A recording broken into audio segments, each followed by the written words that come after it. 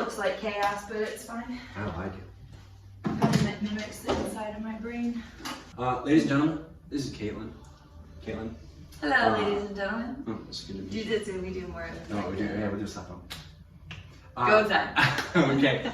Okay, so you are photographer, teacher, artist, jiu-jitsu prodigy. What percentage of each of those things makes up you? Great question. I think it's depending on the season. Nice. So I think that, you know, like when it's senior photo shoot season, a huge portion of that is going to be revolving around meeting clients after I'm done teaching. Yeah. And then teaching, I have, you know, my summers off, I have Thanksgiving breaks, I have Christmas off.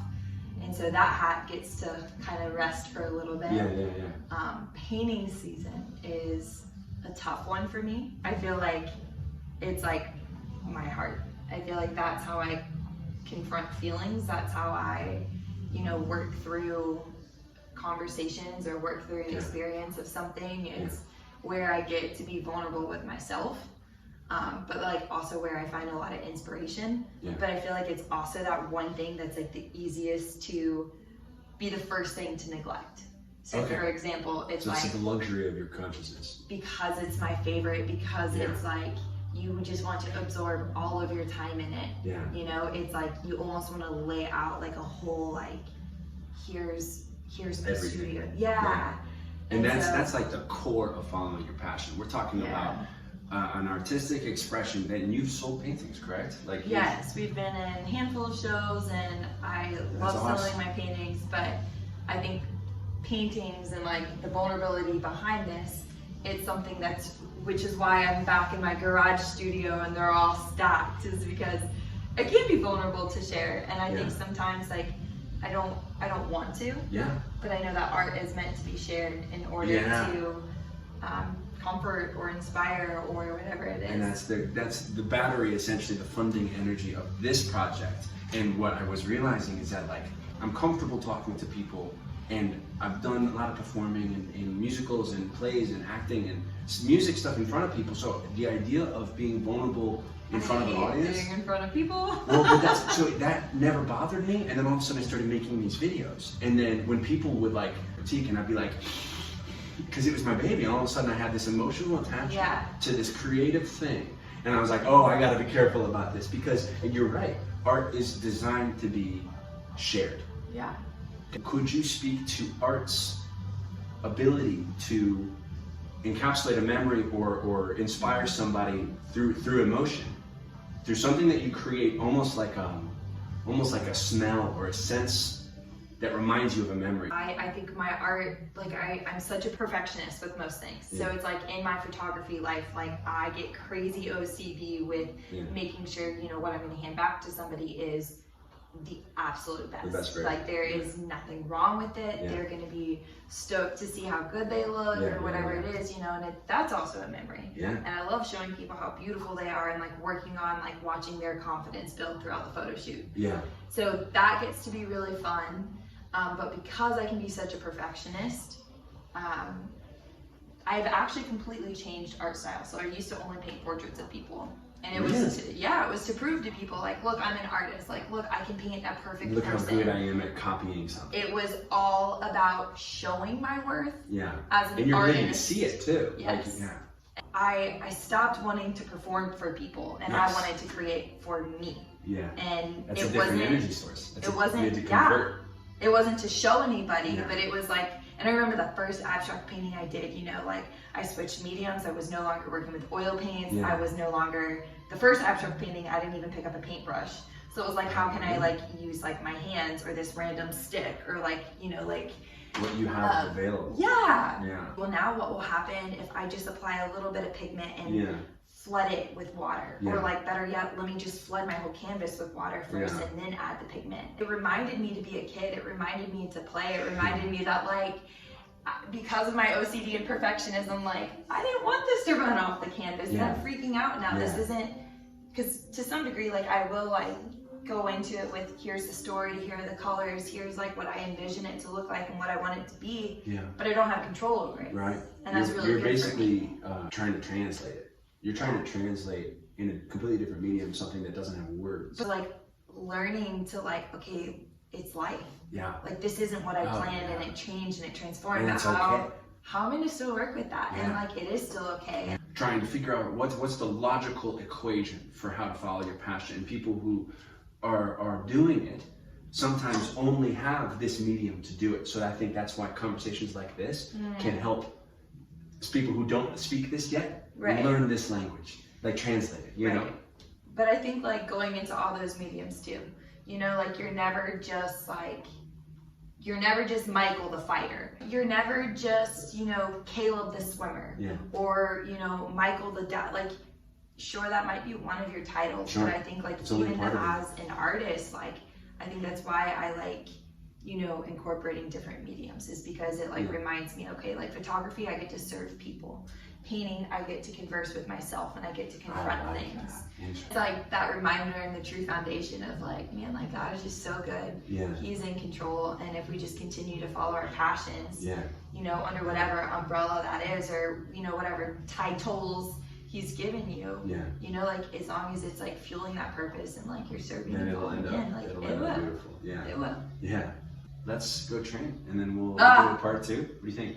So homeboy doesn't want to do the gi, so I'm gonna force him to wear a gi. I have a lot of respect for all of my gi guys. I really, really do. But they develop specific adaptations by so much pulling that they fry the nerves in their hands. And so if you see a black belt who's been doing it for 30 years, they kind of walk like a gorilla. Look, I'm not saying it's better than no gi. I'm just saying he was gonna sit and watch for 2 hours instead of doing I was gonna roll a gi class. In no gi during your gi class. We're gonna figure this out, but the next time we touch base, we'll be post-training. And if you want to subscribe, I mean, I'm calling it. Fun fact though, first time I ever rolled was 1 year ago with Michael.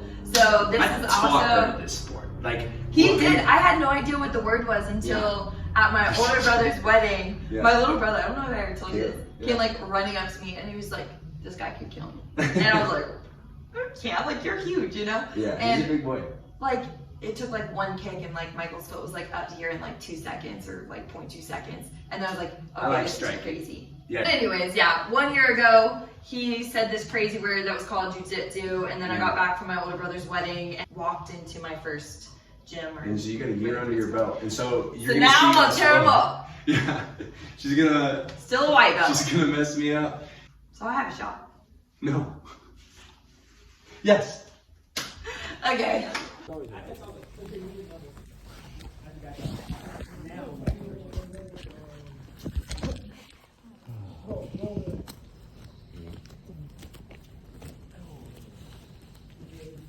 Okay, guys. So. Hello, Andy. I'll do my best. Okay, so think about like drop it.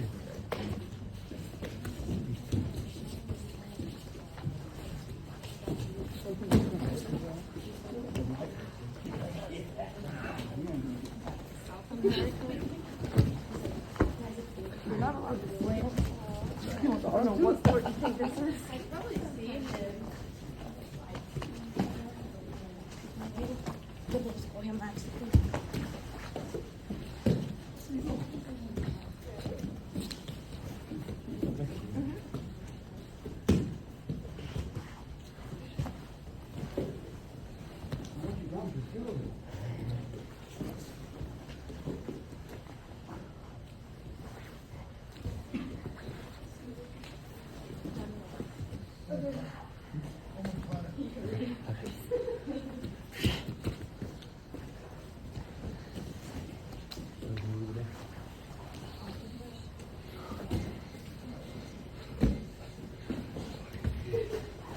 Oh, nice.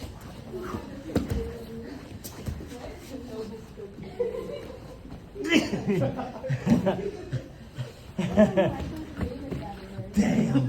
Oh, fuck. Nice though. We're gonna move in the day. Yeah. Yeah, I was trying to go for that step over one.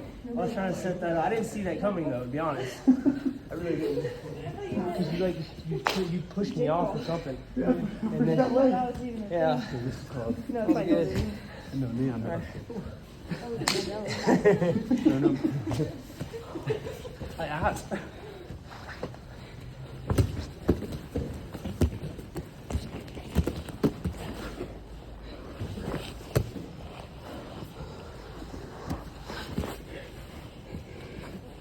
body back up.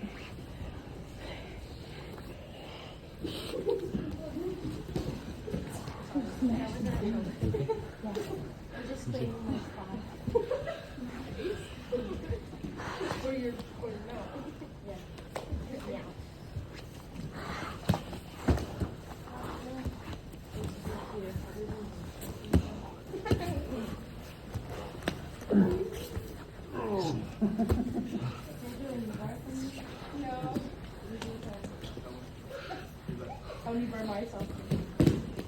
Yeah, probably.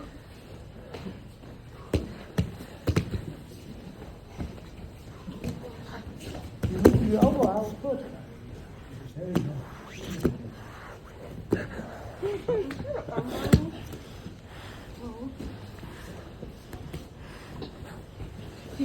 I'm like pulling your back.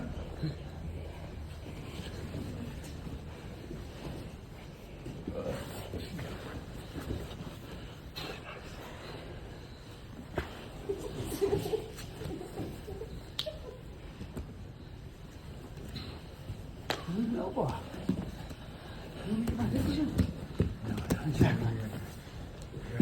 You're in case you found what? Right? You. You ready? So right here, come on.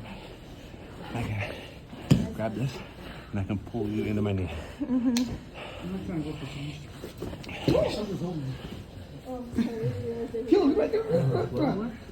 Yo guys, stop talking. Just push him. Just train, bro. I wasn't talking to you, okay, Alan? I was just talking to him. It's okay. You're doing great. He's doing great. I'm killing him. You can't breathe. No, I'm breathing. Yeah. Yeah. Get it. Sideways.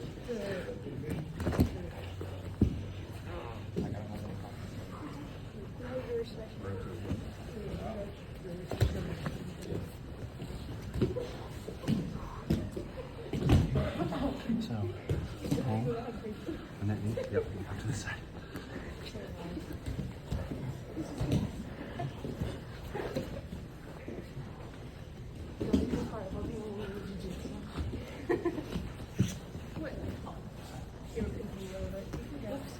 Sorry. Sorry.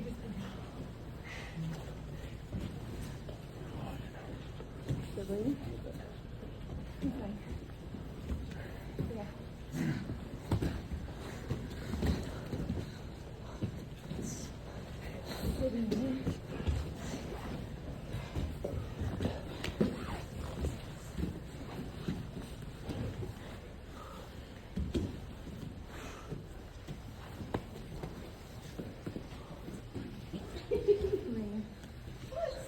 Oh, you were trying to get the arms and then knee for you.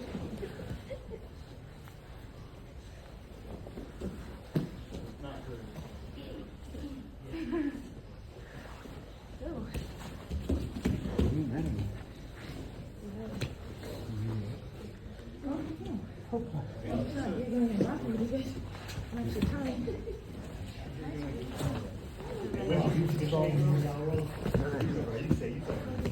I thought he also moved too.